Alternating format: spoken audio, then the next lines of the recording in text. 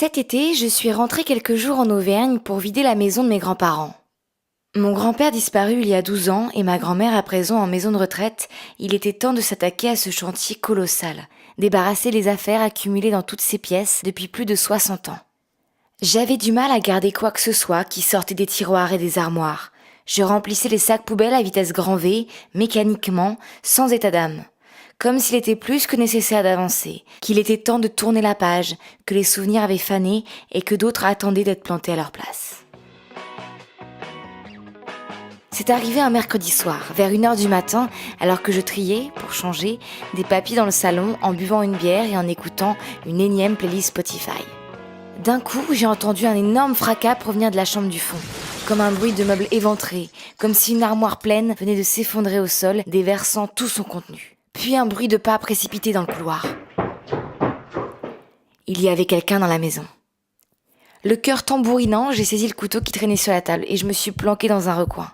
La peur me fracassait la cage thoracique et une fièvre soudaine s'agitait sous mon crâne.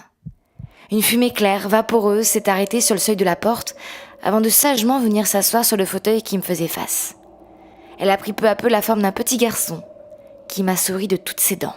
« Salut! Tu te souviens de moi ?» Je tremblais de tout mon corps, je clignais des yeux, abasourdie. « C'est moi, Tommy !»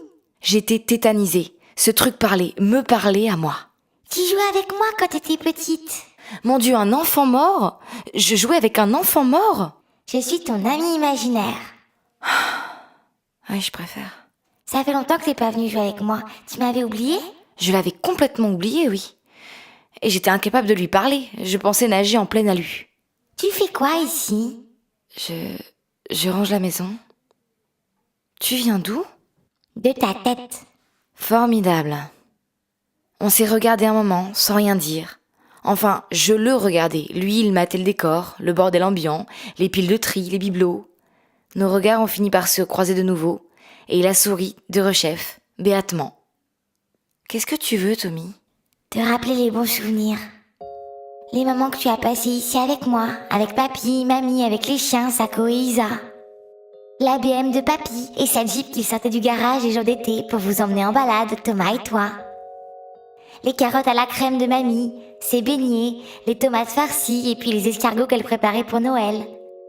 Emmener le chien en balade le long de la rivière, les feux d'artifice du 14 juillet tirés depuis le pont.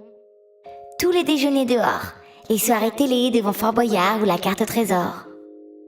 Jouer aux petits chevaux et aux jeux de loi, écouter papy siffloter et dormir avec mamie certaines nuits quand tu faisais des cauchemars. Tu te souviens maintenant ? Ouais. Et d'un coup, dans un soupir, il a disparu. Le couteau m'est tombé des mains, la quiétude est revenue dans la maison, la playlist Spotify continuait à tourner machinalement. J'ai couru dans la chambre du fond, tout était en place, rien n'avait bougé. Mon cœur s'est serré. C'était peut-être un énième cauchemar de mon esprit, mais cette fois, pas de mamie pour me réconforter cette nuit.